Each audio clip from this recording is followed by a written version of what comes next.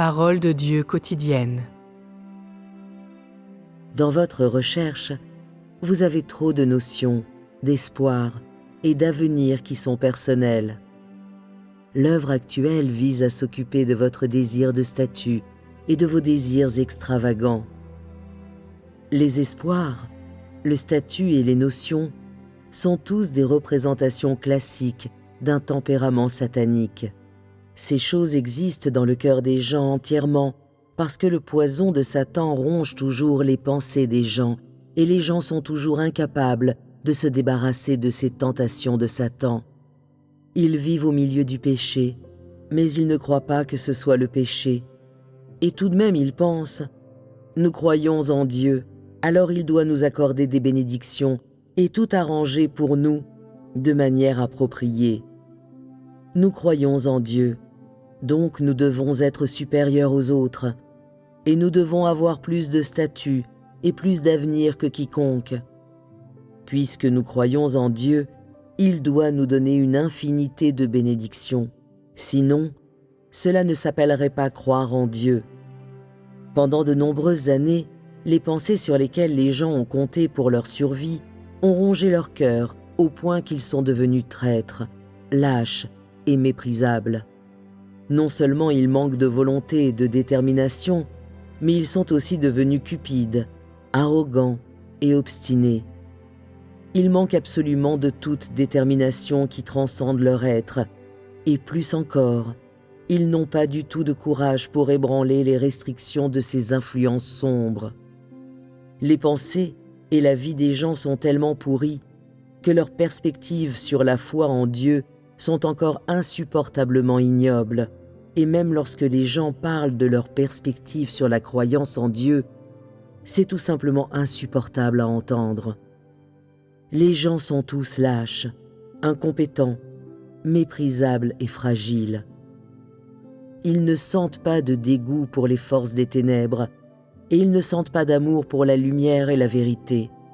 Au contraire, ils font tout leur possible pour les expulser. Vos pensées et perspectives actuelles ne sont-elles pas comme ceci? Puisque je crois en Dieu, je devrais seulement être couvert de bénédictions et il devrait être assuré que mon statut ne diminue jamais et qu'il reste plus élevé que celui des incroyants. Vous n'avez pas adopté ce genre de perspective en vous seulement depuis 1 an ou 2, mais depuis de nombreuses années. Ta façon de penser transactionnelle est surdéveloppée.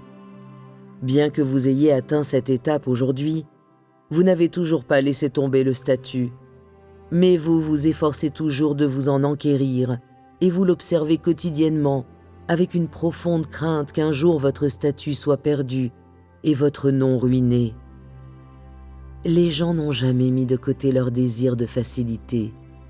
Donc, comme je vous juge de cette façon aujourd'hui, quel degré de compréhension aurez-vous à la fin ?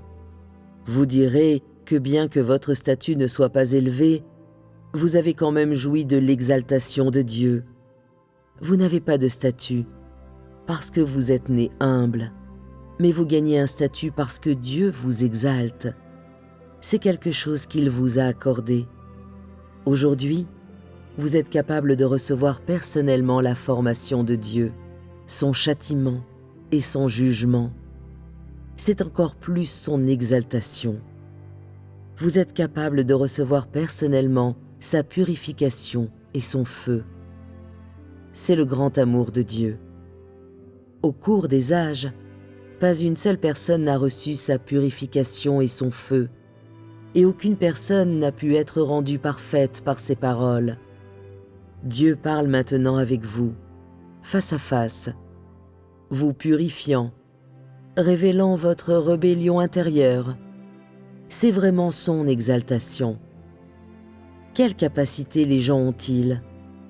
Qu'ils soient les fils de David ou les descendants de Moab, en somme, les gens sont des êtres créés qui n'ont rien de digne au sujet duquel se vanter. Puisque vous êtes les créatures de Dieu, vous devez accomplir le devoir d'une créature. Il n'y a pas d'autres exigences pour vous. C'est ainsi que tu dois prier. Ô Dieu, que j'ai un statut ou non, je me comprends maintenant. Si mon statut est élevé, c'est grâce à ton exaltation. Et s'il est bas, c'est à cause de ton ordonnance. Tout est entre tes mains. Je n'ai pas de choix ni de plainte. Tu as ordonné que je naisse dans ce pays et parmi ce peuple, et je devrais n'être que complètement obéissante sous ta domination, car tout est selon ce que tu as ordonné. Je ne pense pas au statut. Après tout, je ne suis qu'une créature. Si tu me jettes dans le puits de l'abîme, dans les temps ardents de feu et de soufre, je ne suis qu'une créature. Si tu m'utilises, je suis une créature. Si tu me perfectionnes, je suis encore une créature. Si tu ne me perfectionnes pas, je t'aimerai quand même, parce que je ne suis rien de plus qu'une créature. Je ne suis rien de plus qu'une créature minuscule, créée par le Seigneur de la création, une seule parmi tous les humains créés.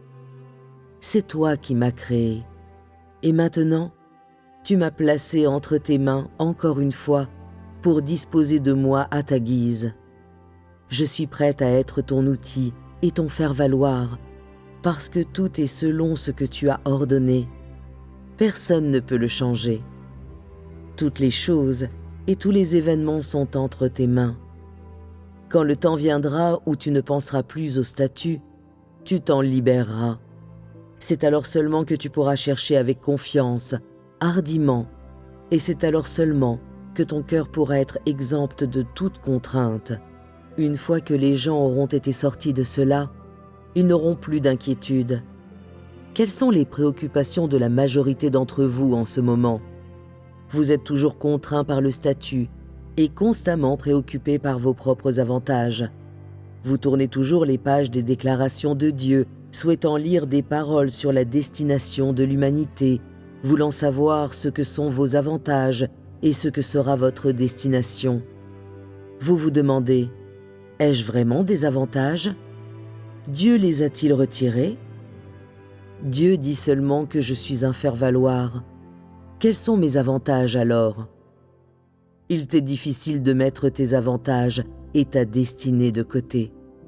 Vous êtes maintenant ceux qui suivent et vous avez acquis une certaine compréhension de cette étape de l'œuvre. Cependant, vous n'avez toujours pas mis de côté votre désir de statut. Lorsque votre statut est élevé, vous cherchez bien, mais lorsque votre statut est bas, vous ne cherchez plus. Les bénédictions du statut sont toujours dans votre esprit.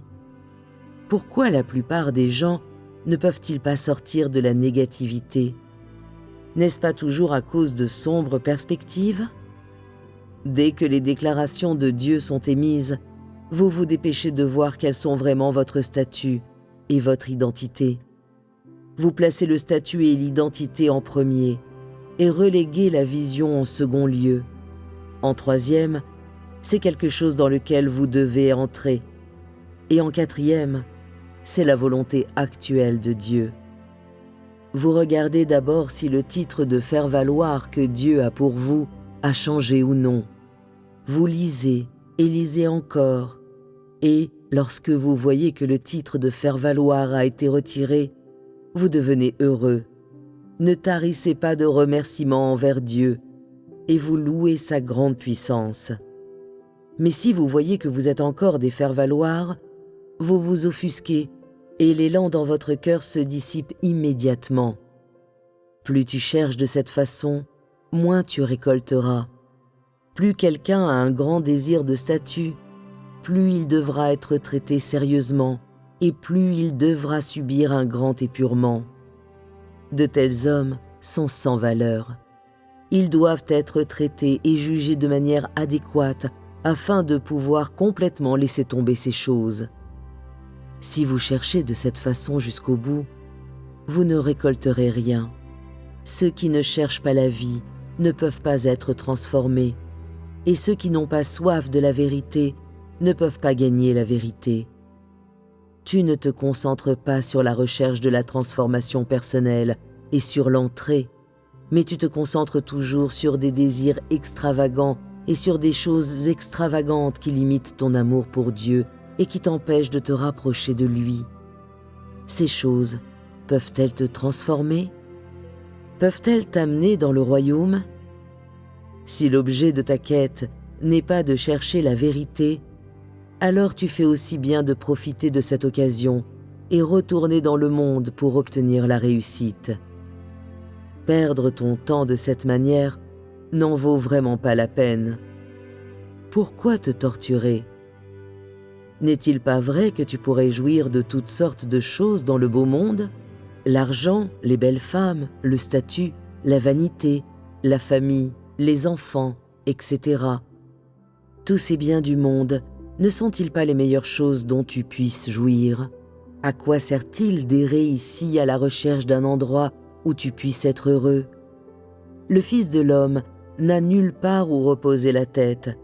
Alors comment pourrais-tu avoir un endroit de réconfort? Comment pourrait-il créer pour toi un bel endroit de réconfort? Est-ce possible? Mis à part mon jugement, aujourd'hui, tu peux seulement recevoir des enseignements sur la vérité. Tu ne peux obtenir de moi aucun réconfort, et tu ne peux obtenir non plus le lit de roses auquel tu aspires jour et nuit. Je ne t'accorderai pas les richesses du monde. Si tu recherches sincèrement, je suis prêt à te donner le chemin de vie dans son intégralité, à faire en sorte que tu sois comme un poisson de retour dans l'eau. Si tu ne cherches pas sincèrement, je vais tout reprendre. Je ne suis pas prêt à donner les paroles de ma bouche à ceux qui sont cupides de réconfort, qui sont exactement comme des cochons et des chiens.